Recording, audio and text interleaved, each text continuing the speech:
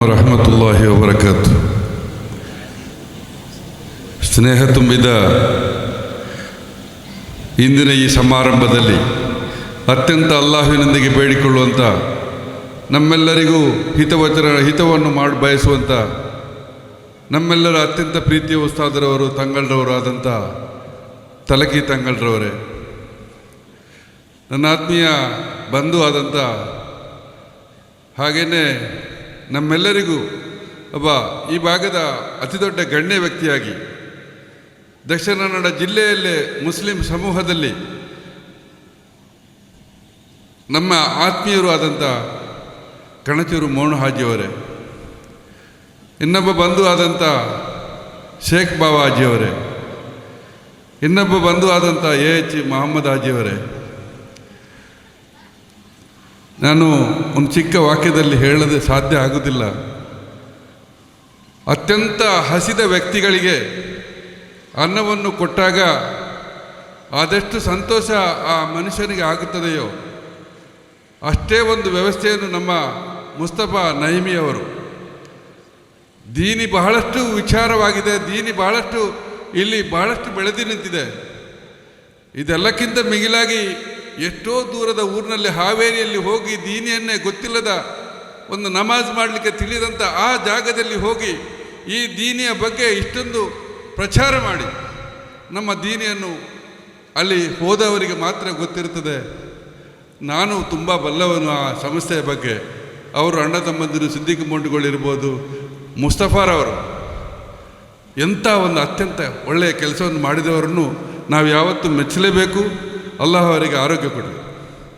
ಹಾಗೆಯೇ ವೇದಿಕೆ ಮೇಲೆ ಕುಳಿತಿರುವಂಥ ಎಲ್ಲ ನನ್ನ ಆತ್ಮೀಯ ಉಲೇಮಗಳೇ, ಸೇರಿದಂಥ ಆತ್ಮೀಯ ಬೇಕಲ್ ಉಸ್ತಾದರವರ ಎಲ್ಲ ಆತ್ಮೀಯ ಸಹೋದರರೇ, ಇವತ್ತು ನಾವೆಲ್ಲ ಸೇರಿಕೊಂಡಿದ್ದೇವೆ. ಇವತ್ತು ಬಹಳ ಬೇಸರವೂ ಆಗ್ತಾ ಇದೆ. ಒಂದು ಕಡೆ ನನ್ನ ಬೇಕಲ್ ಉಸ್ತಾದರವರ ಸಂಬಂಧವನ್ನು ಹೇಳುವುದಾದರೆ 1976ನೇ ಇಸವಿ ಮೇ ತಿಂಗಳ 16ನೇ ತಾರೀಕಿನಂದಾಗಿತ್ತು. ಅಲ್ಲಿಂದ ಇಲ್ಲಿಯ ತನಕ ಅವರು ಬಂಟ್ವಾಳದಲ್ಲಿ ಅವತ್ತು ಖತೀಬರಾಗಿದ್ದರು. ನಾನು ಬಂಟ್ವಾಳದಿಂದ ಒಂದು ಮದುವೆ ಆಗಿದ್ದೆ. ಆ ಮದುವೆ ಸಂದರ್ಭದಲ್ಲಿ ರಾತ್ರಿ ಒಂದು ಇವರ ವಾಲನ್ನು ಕೇಳಿಕೊಂಡಾಗ ನನ್ನ ಮಾವನ ಹತ್ರ ಕೇಳಿದ್ದು, ಯಾರು ಈ ಮನುಷ್ಯ ಇಂಥ ಒಂದು ವಾಲ್ ಮಾಡ್ತಾ ಇದ್ದಾರೆ, ಅದು ನಿಮ್ಮ ಊರಿನವರು ಆಗಿರಬೇಕು ಅಂತ ಅವರು ಹೇಳಿದರು. ಬೆಳಿಗ್ಗೆ ನಾನು ಸುಬೈ ನಮಾಜಿಗೆ ಹೋದೆ ಉಸ್ತಾದರವರನ್ನು ಭೇಟಿಯಾಗಲಿಕ್ಕೆ. ನಮಾಜ್ ಮಾಡಿ ಭೇಟಿಯಾದ ನಂತರ ಅವರಲ್ಲಿ ಕೇಳಿಕೊಂಡೆ, ನಾನು ನೀವೆಲ್ಲಿ ಅಂತ, ನಾನು ಬರ್ತಿಪಾಡಿ ಅಂತ ಹೇಳಿದೆ. ನಮ್ಮ ಊರೇ ಅಂತ ಹೇಳಿದರು. ಆಗ ಮರಿಕಳ ಅಂತ ಇಲ್ಲಿ ಇರುವ ಉಸ್ತಾದರ ಬಗ್ಗೆ ಗೊತ್ತಾಗಿದ್ದು ಆ ದಿನ. ಅಂದಿನಿಂದ ನಾನು ಅವರನ್ನು ಬಹಳವಾಗಿ ಎಷ್ಟು ಅವರನ್ನು ಹಚ್ಚಿಕೊಂಡಿದ್ದೇನೆ ಅಂತ ಹೇಳಿದರೆ ನನ್ನಿಂದ ಇವತ್ತಿಗೂ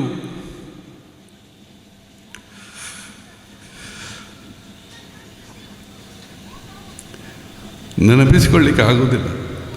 ಅಂಥ ಒಂದು ಮಹಾನುಭಾವ ವ್ಯಕ್ತಿ. ಕೇವಲ ಒಬ್ಬ ಉಸ್ತಾದರಾಗಿ ಮಾತ್ರವೇ ಅಲ್ಲ, ಈ ನಮ್ಮ ಪರಿಸರಕ್ಕೆ ಒಬ್ಬ ಬುದ್ಧಿಮಹಾನಾಗಿ ಎಂಥ ಸಂದರ್ಭ ಬಂದರೂ ಯಾವ ಸಮಯದಲ್ಲೂ ಎಂಥವನಿಗೂ ಧೃತಿಗಡದಂಥ ಒಂದು ವ್ಯವಸ್ಥೆ ಬಂದಾಗ ಅವರ ಹತ್ರ ಹೋಗಿ ಸಲಹೆಗಳನ್ನು ಕೇಳಿಕೊಂಡಾಗ ಆ ಸಲಹೆ ಯಾವ ರೀತಿಯ ಅವನಿಗೆ ಉತ್ತರವಾಗಿ ಮಾರ್ಪಾಡಾಗುತ್ತದೆ ಎಂಬುದನ್ನು ಅದು ಅಂದಿನ ಅವರಿಗೇ ಗೊತ್ತಾಗಿರುತ್ತದೆ. ಅಂಥ ಒಬ್ಬ ವ್ಯಕ್ತಿ. ಅವರನ್ನು ಗುಣಗಾನ ಮಾಡ್ಬೋದು, ಆದರೆ ಹೊಗಳಲಿಕ್ಕೆ ನನ್ನಿಂದ ಸಾಧ್ಯ ಆಗೋದಿಲ್ಲ. ಹೊಗಳೋದು ನಾನು ಸರಿಯಲ್ಲ, ನಾನು ಯಾರನ್ನು ಹೊಗಳೋದಿಲ್ಲ. ಆದರೆ ಗುಣಗಾನಕ್ಕೆ ಮಾಡೋದು ನಮ್ಮ ಧರ್ಮವಾಗಿರ್ತದೆ. ಒಬ್ಬನ ಯಾವುದೇ ಗುಣವನ್ನು ನಾವು ಮೆಚ್ಚಿಕೊಳ್ಳುವಾಗ ಆ ಗುಣವನ್ನು ನಾವು 4 ಜನರ ಮಧ್ಯೆ ಹೊಗಳಲೇಬೇಕು. ಅಂಥ ಒಬ್ಬ ವ್ಯಕ್ತಿಯಾಗಿದ್ದರು ಬೇಕಲ್ ಉಸ್ತಾದರವರು. ಇವತ್ತು ನೋಡಿ, ಮರಿಕಳದಲ್ಲಿ ಬಂದು ಇವತ್ತು ಈಗಾಗಲೇ ಹೇಳಿದರು 30 ವರ್ಷದ ಒಂದು ಸಂಬಂಧದಲ್ಲಿ 30 ವರ್ಷದಲ್ಲಿ ಅಧ್ಯಕ್ಷರಾಗಿ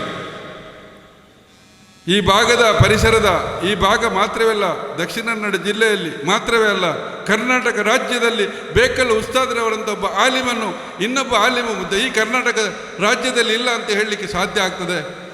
ತಂಗಳ್ರಗಳನ್ನು ಬಿಟ್ಟರೆ ಬೇಕಲ್ ಉಸ್ತಾದರವರು. ಮತ್ತೆ ಬಹಳಷ್ಟು ಉಸ್ತಾದಗಳು ಬಂದಿದ್ದಾರೆ ಕೇರಳದಿಂದ. ಇಲ್ಲಿಯವರಲ್ಲ.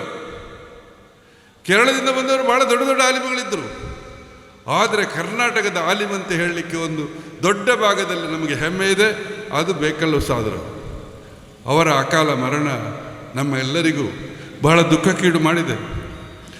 ಈಗ ಅವರ ಮಗ ಜಲೀಲ್, ಅವರ ಇನ್ನು ಮಕ್ಕಳುಗಳು ಅದನ್ನು ಬಹಳ ಮುಂದುವರಿಸಿಕೊಂಡು ಹೋದರು. ಈಗ ನಿಮಗೆಲ್ಲ ಗೊತ್ತಿದೆ, ಜಲೀಲ್ರವರ ಈ ಗುಣಗಾನವನ್ನು ನಾನು ಹೇಳಲಿಕ್ಕೆ ಸಾಧ್ಯ ಆಗ್ತದೆ. ಈ ಪರಿಸರದಲ್ಲಿ ಈ ಕರ್ನಾಟಕ ದಕ್ಷಿಣ ಕನ್ನಡ ಜಿಲ್ಲೆಯಲ್ಲೇ ಒಂದು ಹೆಸರುವಾಸಿಯಾಗಿ ಬೇಕಲ್ಲ ಉಸ್ತಾದ್ರವರು ಹೇಗಿದ್ದರೂ ಅದಕ್ಕೆ ತಕ್ಕ ಪೂರಕವಾಗಿ ಅವರು ಒಳ್ಳೆಯ ಕೆಲಸಗಳನ್ನು ಮಾಡ್ತಾ ಇದ್ದಾರೆ. ಎಲ್ಲರನ್ನು ಒಂದುಗೂಡಿಸಿ ಇವತ್ತು ನಾವು 6ನೇ ಆಡು ನೇರ್ಚೆ, ಇನ್ನೊಂದು ಭಾಗದಲ್ಲಿ ಮದ್ರಸಾ ಉದ್ಘಾಟನೆ, ಇದೆಲ್ಲವನ್ನು ಹಮ್ಮಿಕೊಂಡಂಥ ಈ ಪರಿಸರದ ಎಲ್ಲ ಜಮಾತಿನವರಿಗೂ ನಮ್ಮನ್ನು ಕರೆಸಿದ ನಿಮ್ಮೆಲ್ಲರಿಗೂ ಹೃದಯ ತುಂಬಿದ ನಮನೆಲ್ಲ ಸಲ್ಲಿಸ್ತೇನೆ. ವಾ ಆಖಿರು ದವಾನ ಅನಿಲ್ ಹಮ್ದುಲಿಲ್ಲಾಹಿ ರಬ್ಬಿಲ್ ಆಲಮೀನ್. ಅಸ್ಸಲಾಮು ಅಲೈಕುಂ.